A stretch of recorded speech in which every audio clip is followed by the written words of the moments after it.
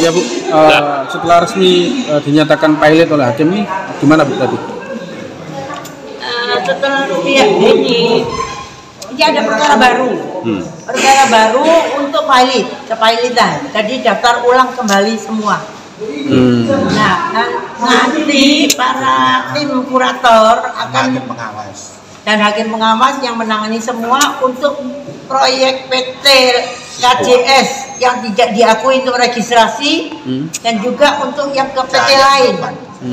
PT Jedin Proland Legacy serta Cahaya Jovan Latoyalen. Itu mereka satu kesatuan karena mereka PT surat pesanannya juga PT SPA. Nah, saya tadi sengaja menanyakan pada Bapak Hakim untuk gimana prosesnya supaya itu prosesnya nanti tetap diakui Pak, karena banyak Pak yang tidak diakui. Ada berapa Bu yang masih belum diakui? Banyak Pak, kajian saya sekitar 23 kemarin tuh yang diakui saya hitung cuma sekitar kurang lebihnya hanya 4,5. 4,5 apa tuh? AM. Oh, yang lainnya nggak diakui? Iya, banyak yang nggak diakui. Karena beda PT itu? Ada yang beda PT, makanya kemarin hakim pengawas Pak Suripto bilang, menanyakan pada debitur, alasannya apa tidak diakui, sedangkan itu satu PT. Makanya kemarin kan saya jelasin, kalau di Sipoa itu ada 27 PT. 27 PT ya? 27 PT di mana-mana. Tapi dalam perkara ini kan yang dimohonkan PKPU ini kan awalnya SPA. Hanya SPA, tapi karena banyak yang mengajukan ke Pak Hakim proyek lain tidak diakui, sehingga Pak Hakim meminta, kemarin kan ada proses untuk gijering ya, kalau mereka tidak kooperatif, untuk mempertanggungjawabkan apa yang mereka, kenapa tidak diakui. Begitu banyak proyeknya tidak dibangun Pak, dananya kemana semua, ratusan miliar. Bahkan di Bali juga, saya ini kena di Bali Pak. Di Bali itu ternyata ada bangunan mangkrak tapi tidak ada izin. Asetnya juga bukan atas namanya PT yang kita beli, punya Pak Made. Jadi kebanyakan seperti itu Pak. Saya sudah lacak dulu juga yang di BPN-nya Badung untuk proyek Sipoa yang di Bali juga, PT Prosperity Prima. Saya sudah temuin yang punya, saya sudah temuin notarisnya. Ternyata mereka hanya membayar uang muka kira-kira kurang lebihnya 20M. Bu, setelah putusan ini jangka waktu berapa Bu, untuk ini prosesnya? Proses ini nanti tunggu keputusan para kurator untuk menentukan sidang pertama. Iya.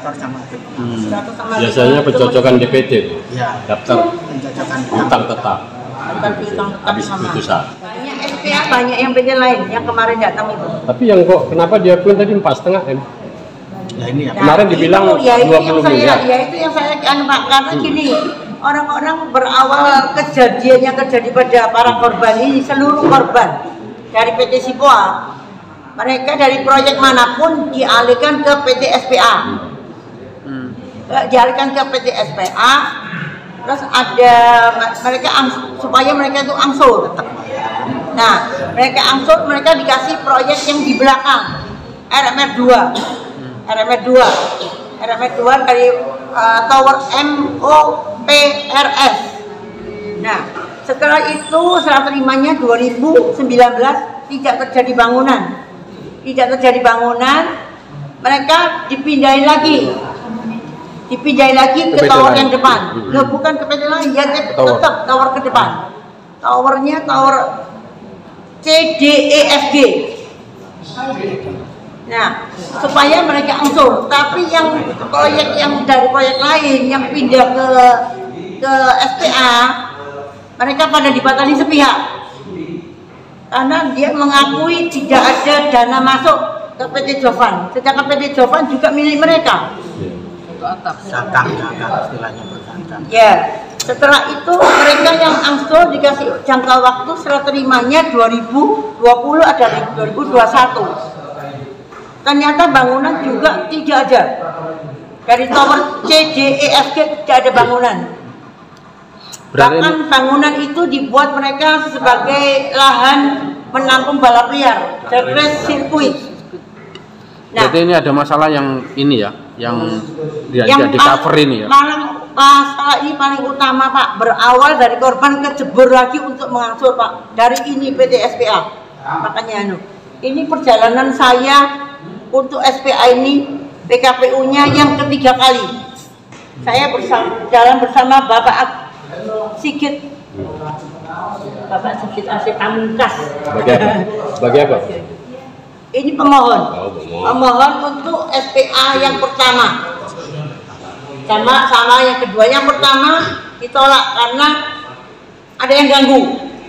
Akhirnya sama tim kurator dicabut. Yang kedua kita ajukan lagi.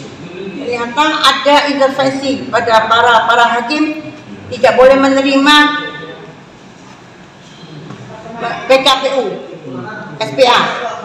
Tapi puji Tuhan, hari kemarin itu kita sudah memenangkan untuk PKPU-nya disetujui. Ini perjalanannya saya berjalan bersama Pak Sigit Asih Pamungkas. Kita minta, kan kemarin hakim sudah bicara, hakim pengawas, untuk menanyakan pada debitur kenapa tidak diakui dari PT Royal Park Village kemarin, kenapa tidak diakui. Nah, apa maksudnya? Kalau enggak, kalau menurut saya memang lebih baik harus jadi, saya mohon giziring aja supaya mereka mempertanggungjawabkan uang para korban ratusan miliar, hampir 850 miliar. Kejadiannya kita sudah kena Pak untuk ini, untuk PT PKPU yang PT SIJ Sipo Internasional Jaya. Kemarin itu kita juga dikasih jangka waktu 3 tahun tidak dibayar, 5 tahun baru cicil 8 tahun. Terus kita nggak setuju, artinya dia menjadikan 5 tahun. Nah ini kejadiannya nanti yang SIJ ini nanti tahun depan September baru akan dimulai pencicilan. Tapi saya sudah tidak ada kepercayaan lagi Pak, karena dirutnya sudah diganti. Asal mulanya itu dirutnya Bapak Andris Ronaldi, orangnya Blackstone. Nah sekarang diganti Nodi Angkal, orang baru. Yang punya aset mereka, tapi mereka memakai direktur ini yang tidak mempunyai saham. Direktur ini tidak ada saham, tapi sama ditonjolkan sebagai direktur. Makanya kemarin ada proposal perdamaian tidak ditandatangani.